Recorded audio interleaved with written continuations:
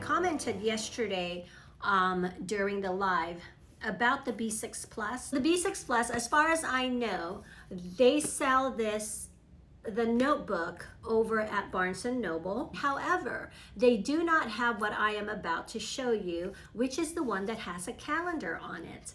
And so hopefully this will give you an idea. If you've not chosen a calendar for the year, a planner for the year, this is something that you might consider.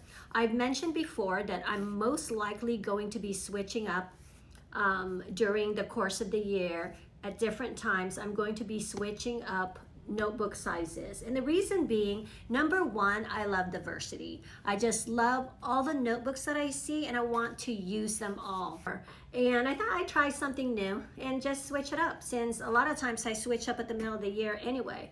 So now what I'm planning on doing is I'm going to work on the B6 Plus first, because it was in the summer that I think I introduced the B6 Plus, or maybe a little bit in the spring, and I had been using it as a journal but not as a planner.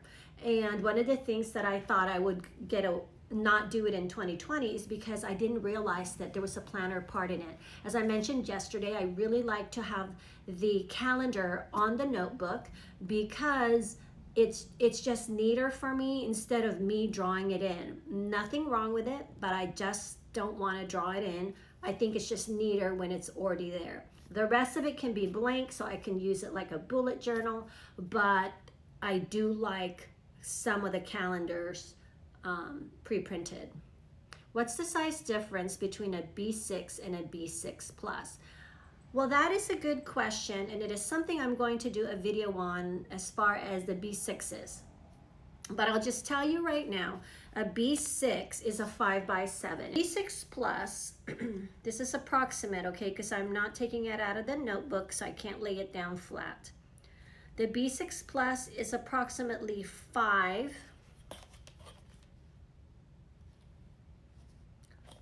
by about 7.5.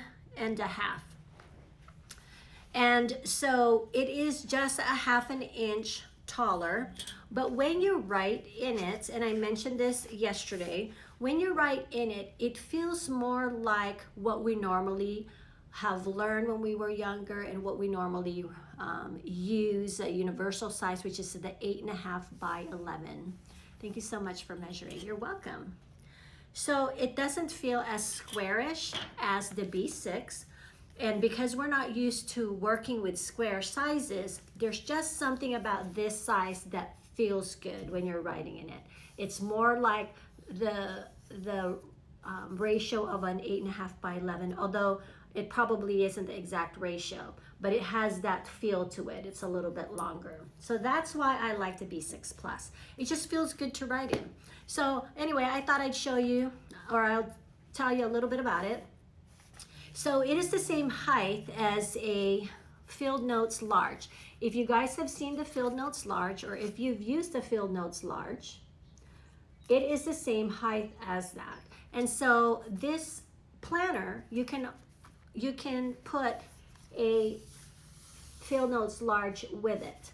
And you can, in the Sojourner books, you can put it right in that sleeve. So I would take the sleeves, the front and the back sleeves of the Leuchttrum B6 Plus, and then I would use the one front sleeve here in the front pocket, or you can do it in the back pocket. Okay, so both will fit, and it fits nicely in here. As you can see, there is no overhang. However, as you know, if you start piling it up with a lot of ephemera and such, it's going to get thicker. And so then it's not gonna quite fit.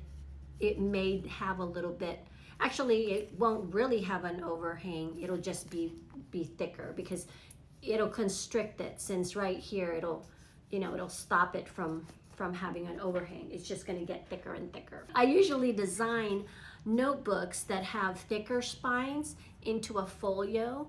I usually give a little bit of room so that if you were to put some ephemera, use watercolor, you have a little bit of room to grow. So basically, if you take this out, you can have a little bit more room. Do you have a cover listed for the B6 Plus? Oh yes, I do. I believe it's in the folios. I think it's there. It should be there because I've been selling this since summer or a little bit before summer. So it is there. But if you want it in a TN, I think you would have to, yeah, you would, because I haven't revamped the TNs as far as the sizing and all of that. And once I do, that will be listed. But right now it's not listed in there in the TN category. But you could just always email us and we can give you a price on it. I really like it. And so this is what I'm going to start out with the year. I'm going to use this B6 Plus. I don't think they make them throughout the year. I think there's a certain cutoff point. If you're curious, you want to try it, then you might want to just place an order for that. And whether you get a cover for it now or not, you may want to place an order just so you could have the book. Because even if you don't use all the calendar parts of it, you could use the other parts. And the right here it's dotted, so you can use it as a journal, a regular journal. So the first couple of pages, it's just the fly leaf, and then it comes to this, which is a calendar. Okay, so that is 2019 as reference. And then it goes up to 2020 and 2021. Okay. After that is this page here.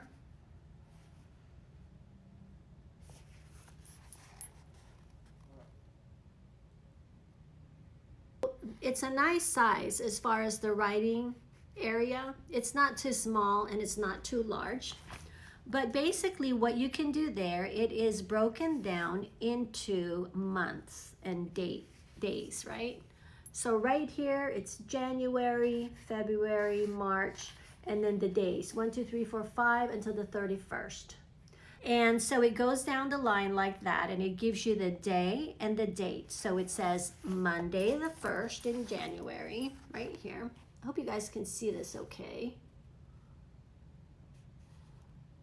And so on and so forth. So what you can put in this area are maybe important dates like anniversaries, birthdays, travel, things like that. I'm sure you could find things to put in here. You can also use it as a tracker. You can divide this by however many things you want to track, and then oh, where would you put what you're tracking though?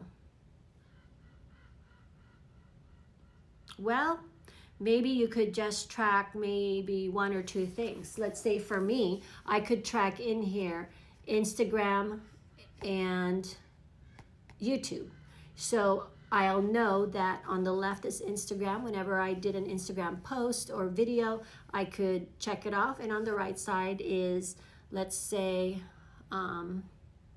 YouTube, right? Or you can also use symbols. So you can use, for up here, you can, I should do this in pencil. I'll do it and show you guys again.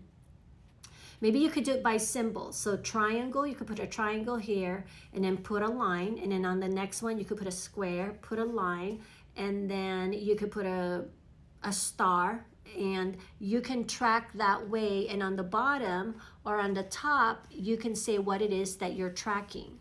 Okay, and then you could just check them off like that. So you're not writing what you're tracking on here, you write it up here as a note, but here you put it right at the top, those symbols, and then you could check them off as they go down the line. Does that make sense? Is it a hard cover? No, it is a soft cover. Here, let me get the field notes large out of the pocket. I wanted to show you that it fits in there with it. It's a soft cover, but it's fairly sturdy. You know, it's not like it's just plain cardboard. It's like, if you've seen their soft covers, it's the same thing. Okay. So I showed you that one part. Now there's the actual tracking. Well, I'll show you that in a minute. The next thing, because it goes up to December, actually it goes up to Oh wow, it goes up to 2021. Yeah, it goes to December 2020 and then it starts up again in January up to 2021. Interesting. So if you don't think you'll use it for 2021, you could still use it once again as a tracker, the 2021. The only thing that would be different is the actual date would be different, right? It'll still be Monday, Tuesday, Wednesday, Thursday, but the date would be different. International holiday information. International holiday information right there. I don't think that's that important, but okay. Okay, here's the part where you can track, and I already started playing with it a little bit. So here, you see how I did that? I put whatever it is that the activity I want to track, and then I put a line across, and then I would just mark them off one by one as I did them. So this is actually what I would say is the actual tracking page. The other one, you can track things in it, but it's mostly for maybe forward planning. Most important to me personally is the monthly.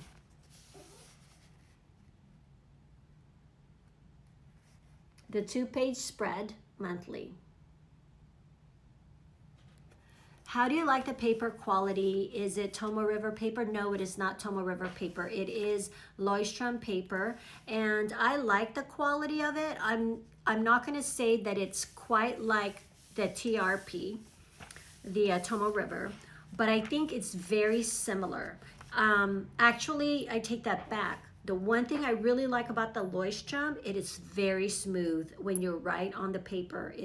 It just feels really smooth. I mean, Tomoe River is pretty smooth. I'm not saying that it's not, but if you compare the two, there is a very nice quality to this paper. Now, I've not tried a lot of, like I said, I was journaling with this type of notebook last year, but I wasn't doing a lot of watercoloring or anything like that, just a little bit, and so it held up fine, but I don't know if it's going to hold up as much as a Tomoe River paper. As far as the ghosting, I would say it's very similar, but the writing experience is very nice. And so last year, I basically used it as a write-in only journal, meaning that all I did in it was write in it. I did not really do a lot of decorating inside of it. I think I did a little bit more later on down the line. I would show it to you, but I don't have it here handy. But it's a very nice, smooth writing surface.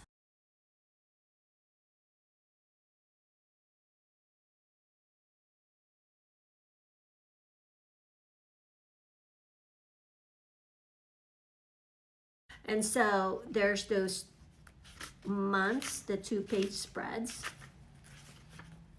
And then I think that's it. Oh, there's the table of contents index. It's right here. And it is yellow paper, by the way. It is not a white paper. It's more of a cream. But I wouldn't say it's a dark cream. It's more on the, probably more on the medium. So it's not anything that makes a huge difference in my opinion. But if you want something really, really white, then this is not the notebook, because this definitely has a cream to it. So then after that, it's just the grid, the dot grids. Let's see, there's nothing in the back. It's all dot grid. So overall, let me look at how many pages. Overall, there's 138 pages, and that does not include, or does it? Yeah, it doesn't include all the extra pages in the front, like the calendars and all that. The 138 pages included is the dot grid paper. Yeah, 138. And so anyway, so I thought I'd just show it to you guys. I'm going to work on this because, again, it is going to be my first book that I'm going to use for the year. And I'm going to use it for planning as well as my journaling. And so yeah, so I'm gonna start working on it this week. Super excited about that, and then I'll show you what I come up with. Until next time, um, what is it? Keep on documenting life as it happens. Bye-bye.